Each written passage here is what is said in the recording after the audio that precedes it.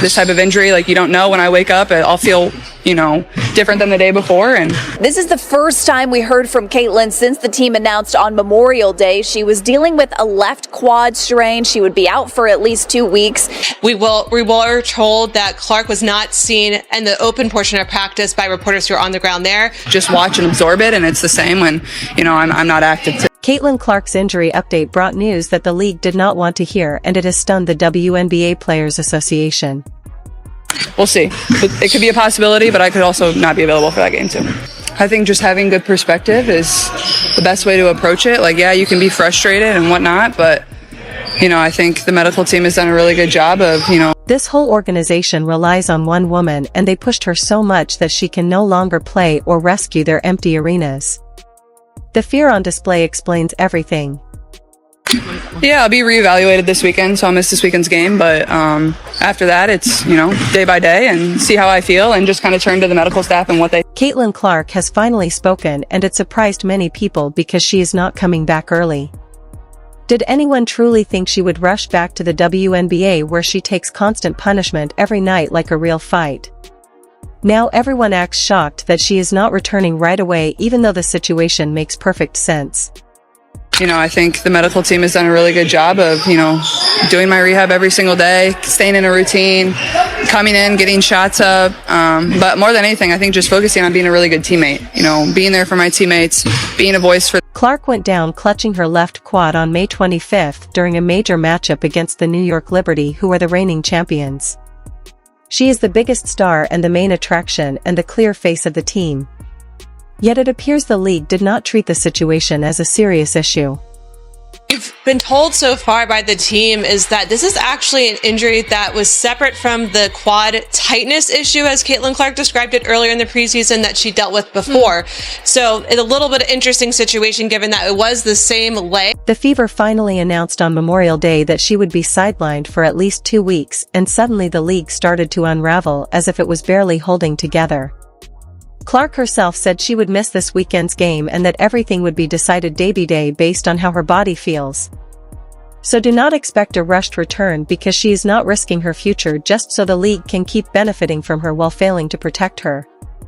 Caitlin was asked when she's expected to come back. She told us she would be reevaluated after the weekend. After that, it would be day by day. The Fever are on the road for 2 road games before coming back to Gainbridge Fieldhouse next Saturday. The reevaluation date is June 9th. No one expects a dramatic instant comeback like a movie moment. She is a real person, not a promo tool, and this injury has clearly tested her patience. So what is Caitlin doing while she is sidelined? It seems the league points fingers at gravity while fans are angry. The June 7th matchup against the Chicago Sky was meant to be a huge event.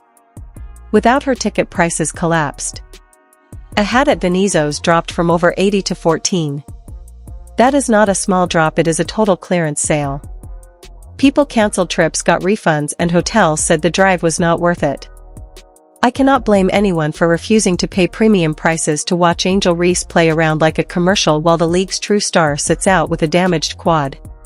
Caitlin telling us she's been a connector between her coaches and teammates.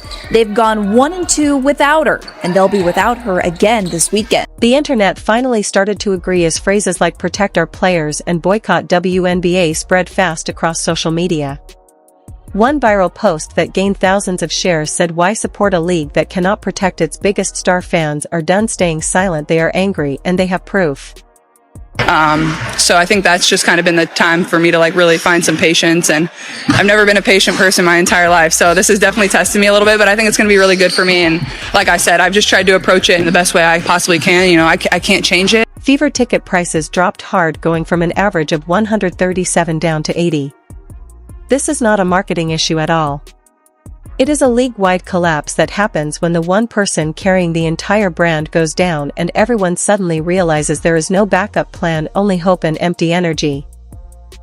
The girl is spectacular. It's not like she's not a scrub. She's not only can play, she's a star caliber player who draws this attention. The league basically responded with praise instead of real accountability for some truly reckless actions, acting like good job for almost hurting someone badly. Here is a reward, and it makes you wonder what is happening there. The WNBA's review system is so broken that it might as well be decided by shaking a toy ball and hoping for answers. WNBA's trash. When a player is injured, if the other team knows that a player is injured, they will go at that player. Let's not even get into the WWE-style antics that happened during these games with Carrington's reckless moves and Reese's over-the-top drama. Professional basketball players seem to be toppling one after another like dominoes in what looks like a planned show while the league sits back and posts inspirational messages online. Just focusing on being a really good teammate, being there for my teammates, being a voice for them, because that's what I am when I'm playing. So you got to still be that consistent voice when I'm sitting on the bench. So I try to do that as much as I can for them. And, just try to be there for them, I think, has been my focus. Let's be honest. Caitlin Clark is out. The WNBA is showing its true colors. The excitement is gone. Seats are empty and tickets cost less than a Happy Meal. Angel Reese keeps performing like it's a celebrity showdown, but without Caitlin she is basically speaking to no one. Meanwhile, Carrington is out there acting like fans' heads are basketballs.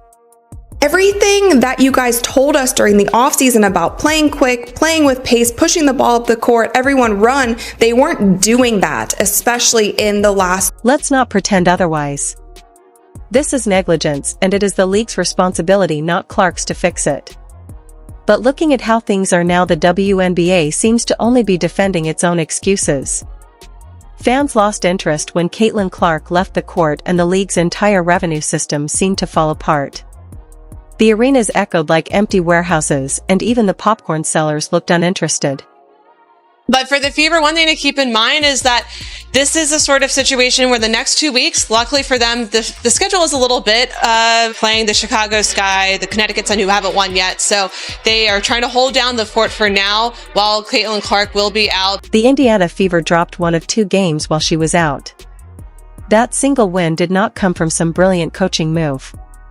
Instead, Ari McDonald, a player on a hardship contract, stepped in with no practice and led the team like she had been part of it all season.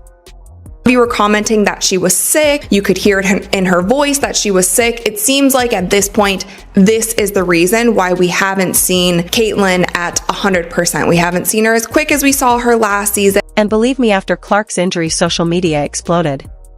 Fans were angry and demanding major changes. They wanted stricter refereeing, real safety measures, and a complete rethink of how stars are promoted. You would think losing your top player to reckless contact would spark some action, but it did not. The WNBA's official stance seemed to be, let's just hope nobody asks anything. Covers up a lot of stuff when you're in the heat of battle, and after the game I had some pain and then got an MRI, and that kind of gave me the result that I didn't want to see, but those type of things don't lie, so yeah.